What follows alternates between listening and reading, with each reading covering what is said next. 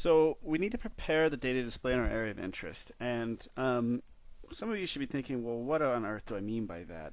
Surely it doesn't matter that when I switch over to my data view here, it doesn't matter that I'm clipped down, to this area of interest.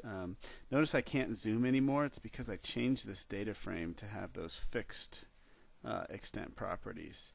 But the problem is this data set, now I can't zoom around on it. It has this, if I were to create a table of contents for it, let's just do a legend here.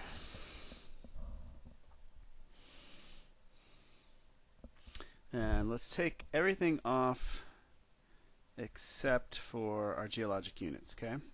So we say that's fine, we'll use geologic units. Won't change anything here. I don't want you to do this, I just want you to see what happens here. So it's building this legend. And now look at that legend. It's got every single rock type for that whole data layer. Right, there's tons of them here.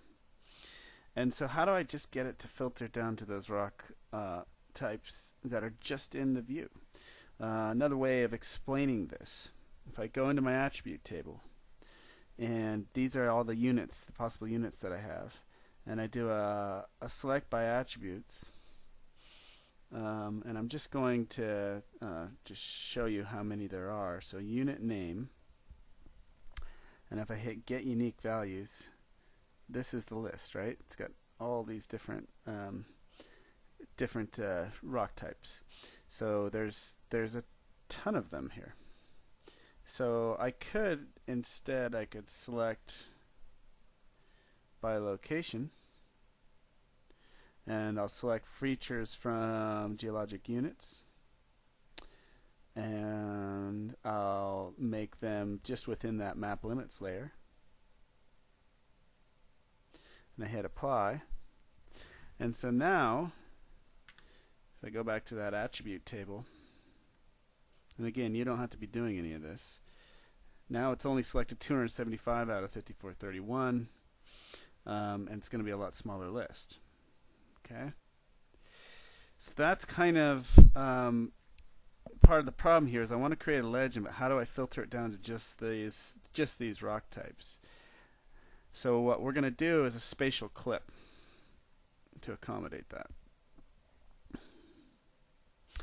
And the rock types is really the only one, geologic units, that I need to worry about. These other layers, there's not as many categories on there, so it's not as big of a deal for this. So if I take the geologic units,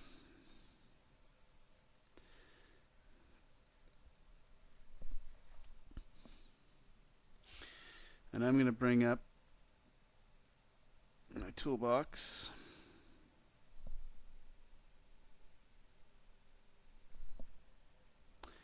Well, I'm going to try and bring up my toolbox. There it goes. I'm going to dock it over here. So if I go to Arc Toolbox, Analysis Tools, Extract, and Clip, I can bring in my geologic units layer, and that's what I want to clip. And then I can bring in my clip features, be that new Logan map limits. Okay, and then I can save this. I'll go home folder, work data, and I'll call this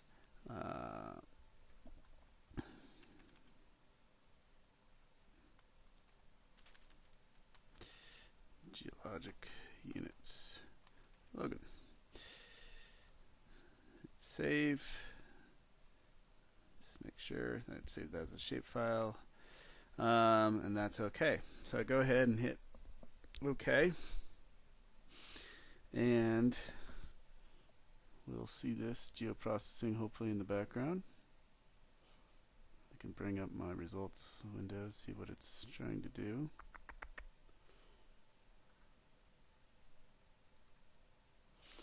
There, it's thinking.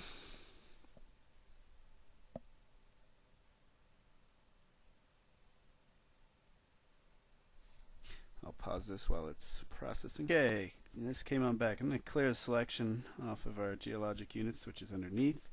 And of course I want this geologic units login to look exactly like our other geologic units layer, so I'm going to switch that to categories, unique values, unit name I believe is the one we used, and then we'll hit import. We'll import that from our other layer, which is geologic units, the complete definition on that field, and apply. Voila. And so as we do that, I'm going to turn off, whoops, hit OK. And turn off geologic units now. And so now we see that it is just clipped down to that area of interest. Now because we imported the symbology, when we did that, notice it still has all of the plethora of layers. So what we can do here, go to count, and everything that has a 0 we could delete. Okay. So if I take those guys, so here this is coming along okay. So now I've got that one. Just using the control key to select multiple.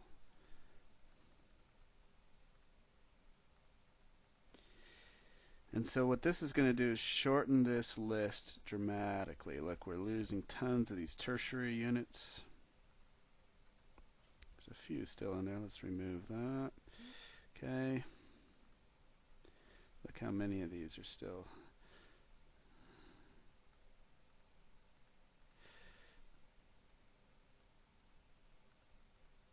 Bunch of our messes up. So these are all the units that are on the rest of that big layer. So you can go through and do this as well. I'm going to remove that.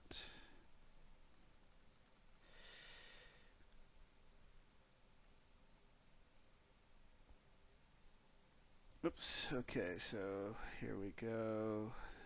Some zeros, some zeros.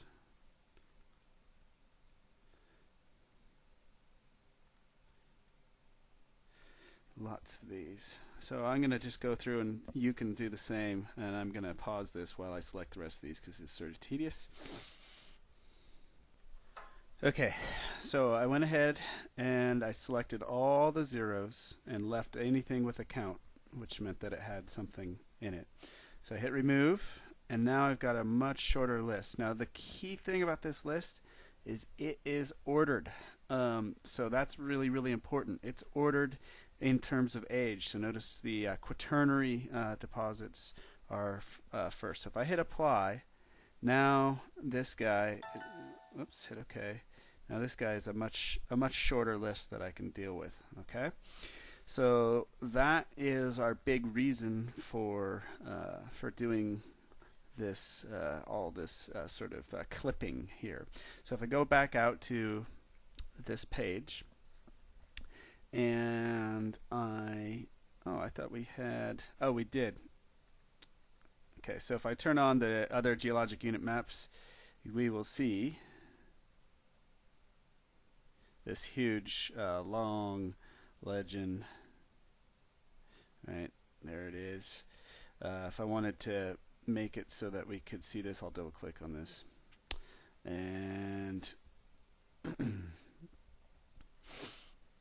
for geologic units.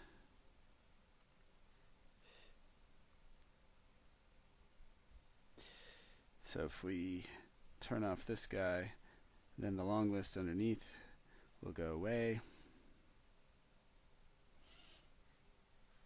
Oh, we may have to zoom up to see it.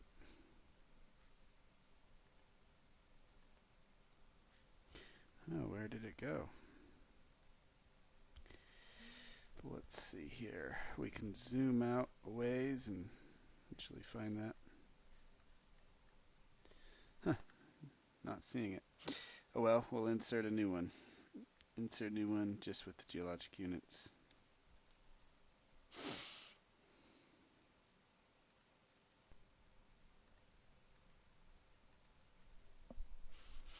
Okay, so there it is. A much, much shorter list. That's going to be a lot easier for us to work with.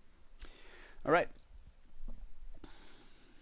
So for the other layers, we have a choice. I'm going to go back into the data view.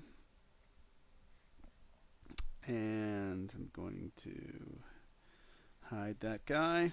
And so if I turn on some of these other layers, this one I'm going to bring back down to here. And I'll turn on my fold axes, my geologic lines, my map symbols, my geologic units. Right? So I've got all this stuff. And what I could do is manually clip down those vector layers down to these other things. I could also clip down this guy so that I can't see. Oh, notice we still haven't turned off and made this transparent, so let's not forget to do that. So we had at 40% if memory serves. So there we go. Now we can see the stuff underneath. So you can clip all these layers. There's manual instructions for also how to clip a raster layer in addition to clipping a vector layer. It's a different function, different command. It's useful to know about. But we're going to do something that's a little bit easier. I'm going to go in here to the data frame, and in the data frame we can do a display clip, so we don't have to actually make a new data set and copy it and clip it down. And we'll clip to shape, and then the shape I'm going to specify, of course, is that new Logan map limits. And so I can clip all of my features down to that, hit apply, and now nothing shows up outside of this this area. And so that's actually a really handy trick, because then it'll make the display of these layers as it's drawing it much quicker, because it's not trying to draw the whole extents that spread out well beyond your display view. So that's pretty much all I wanted to show. Oh, actually, there's one other thing I want to show in here, which has to do with editing of annotations. And so we have this fold axis here. We have we have our geologic units. I'm going to turn off our geologic units. We have all these annotations. Let's see, I'm going to turn off my geologic lines. And so these annotations, they all look pretty good, except for right when we get on the border here, we're clipping a few of these off. If I show you that, see where we are. So MD and DI, these actually are 3 letters on those annotations, and so it's handy to be able to clip those annotations down, or edit those annotations so that they don't view right here on the edge. So what I'm going to do is I'm going to start an edit session for just the map symbols.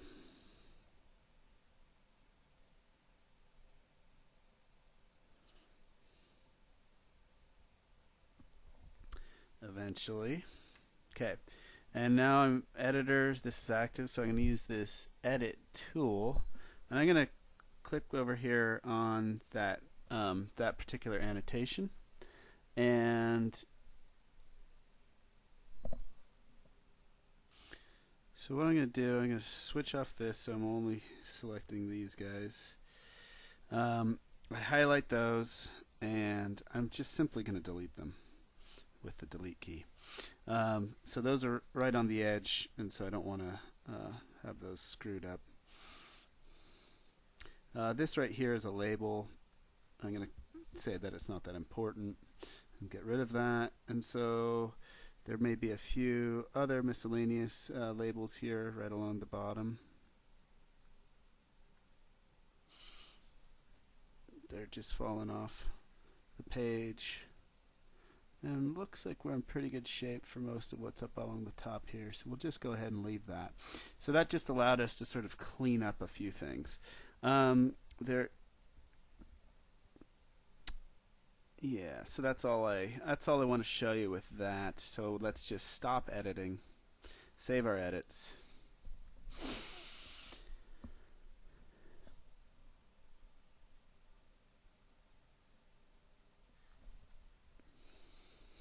Okay, and so now I'm actually going to remove this layer. I don't need it anymore. I'm going to turn back on everything. Now everything looks good. I can see that all these are showing up on here. I could edit if I wanted this East Cache fault zone to get rid of the ZONE, but I'm going to leave that for now. That's not a big deal. Okay, so that has now, we've clipped down our geologic units layer so that it's just showing in the screen. So when we make a legend, then it'll only include the map units there. And we've clipped some of these map symbols and annotations down so that we've erased a few of the features so that we don't have half a word showing up. And then finally what we did was we used the clip layer within the display only, and so it didn't actually make a clip of all these layers. It just did a display clip so that it only shows up here and it regenerates the drawing a little bit quicker. Alright, so that's all we're going to cover in this particular tutorial.